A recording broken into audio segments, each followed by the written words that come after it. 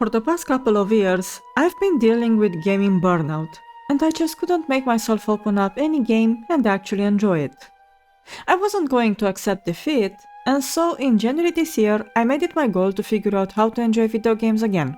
More specifically, World of Warcraft, my kryptonite. Dragonflight was fun in the beginning. It's definitely not perfect, but overall, I just don't feel any motivation to do stuff. When I was on my main character, I felt the need to grind everything, even though I was not forced to do it. I could continue to collect all the items that I'm still missing from previous expansions, but for some reason, I felt no motivation to do so either. I've dealt with this burnout in the past, especially while playing Valheim and Dark Survival. After reaching endgame, everything began to feel stale, and despite me getting all the nice shiny things, for some reason, their value kinda diminished. But almost every time, starting over helped reignite my drive to play the game again, and everything was exciting. At least for a while. So I thought to myself, what about starting over fresh? On NA? On Alliance? New region, new faction, new year, new me. I mean, what could go wrong, right? Well, nothing went wrong. In fact, everything went better than I was expecting. So far, I can say for sure this was the best decision I could make. The fresh start made me realize some things about myself and about gaming in general. At first, it felt like a pointless change, a massive time sink even, but in reality, this came with a multitude of new perspectives. In an MMO, this type of mentality makes no sense. Why start over on a brand new account or region when you can just create a new character or change the server? I could easily do this, but something seems to be fucked up in my brain, and instead the idea of starting completely fresh seems more appealing, even though it comes with plenty of downsides. But more on that later. I've always assumed that EU and NA aren't really that different. Sure, Europe has a multitude of cultures and languages all mashed together, while NA is more compact, but they can't be really that different, right? Oh boy, was I wrong. At first, I attempted to play on a normal server, made my character, finished the starting zone, and then I finally went to Stormwind. And that's when I saw the trade chat. Holy shit, people actually talk in trade chat? No endless spam with professions?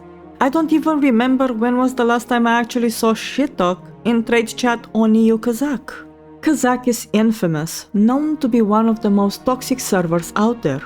Or at least it used to be in the past, when it was still a PvP server. But now? Just spamfest. Not even Argent Dawn attracted me that much. Maybe there are actually active servers on EU, and I'm not aware of them. But it was very interesting to see the trade chat right as I entered Stormwind. As an European, I can't say I understand yet everything that I see people talking about, but I'm slowly learning about politics and that Whataburger is very popular, especially in the south. It's kinda cute and fun to observe Americans in their natural habitat.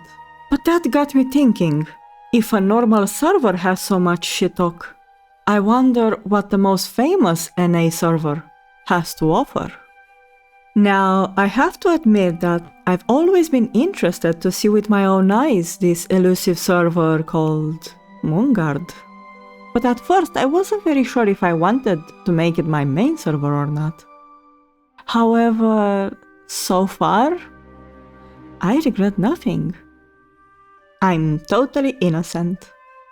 On Moonguard, the trade chat is definitely more interesting. And definitely more unhinged than any European server. But I don't see this as a negative. All this experience made me realize how boring and dead the EU servers are. Or at least how dead my server was. I'm not the most social creature out there, so joining random guilds isn't my cup of tea per se. In general, I like to just observe from afar, but on my old server, there was nothing to observe. The chat is nothing more than just an endless spam about professions. As you can expect, there are lots of downsides for starting from zero.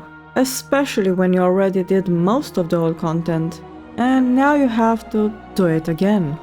However, what actually made me think more about was the fact that on EU, I have a couple of retired mounts that I can't get again, even though I already got them. But there is no way for me to transfer them to NA. It made me ask myself, what's the point of prestige in this game? The only shit that my old account shows is that I played the game for a very long time. That's all. Obsidian Nightwing is one of my absolute favorite mounts in the game, and there is no way I can get it on NA again, and even if they add it back, it will be pay to win because why not? The Brutto got removed for useless scarcity reasons, and apparently good luck seeing it in the black market in the first place, let alone get 10 million gold for it. The main negative about starting over is losing the Brutto. That's pretty much the biggest mount that I regret having on EU, and it's not because of the Action House vendors. I don't care about those vendors. They can even remove them if they want. But even if I will not be able to up my NA account to the same level as my EU one, the positives are more important than just a couple of lost mounts.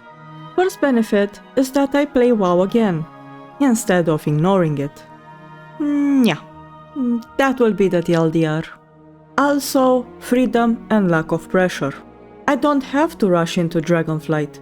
I don't need to gear up or care about the endgame at all. I have so much to do.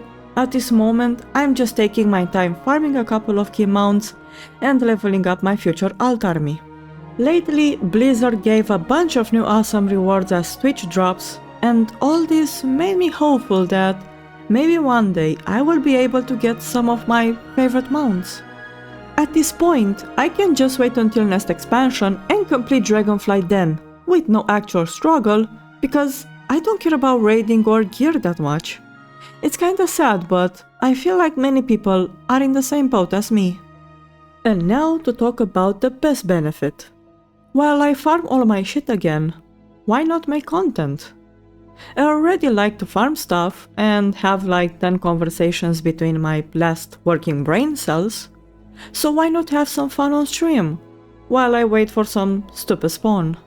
Just slap a VTuber and record, right? I have no idea where all this will bring me, but if you are interested in my journey, then subscribe to this channel and follow me on Twitch and my other socials. All my life, I played almost only Horde, and I never actually experienced the whole story from the Alliance side. I mean, the Alliance story is boring anyway. While the Horde used to be my everything, let's just say that lately the story got a really stupid turn that I hate, and I feel like I'm getting disconnected more and more from my original faction. I always kept my characters pretty much neutral, so I never got attached to the conflict between the Horde and Alliance. What made me vibe with the Horde was the idea of being a misfit in a world that doesn't want you. It was more about the identity, not the hate between the orcs and humans that I personally never found that interesting at all. But now, I really hate how they destroyed yet another beloved character of mine, Sylvanas. And maybe this made me disconnect from WoW during Shadowlands. I would not necessarily consider Shadowlands to be the worst expansion in terms of story.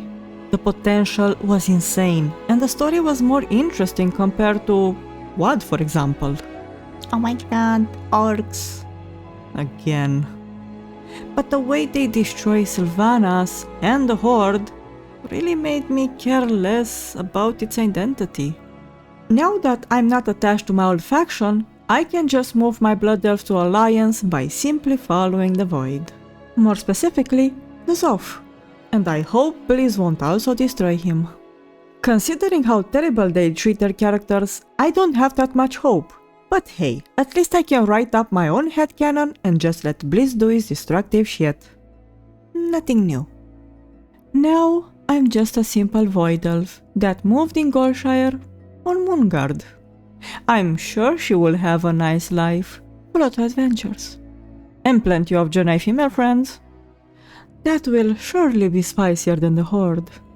I'm very happy with this change. My alt army is slowly developing and I'm actually enjoying my time in game, instead of worrying about endgame or gear and other meaningless shit that won't matter in the next patch anyway. My EU main has been developed for a very long time, and at first it felt as if I'm abandoning it. But the reality is that her story just continues, but instead of being a blood elf, she's a void elf. Original, I know.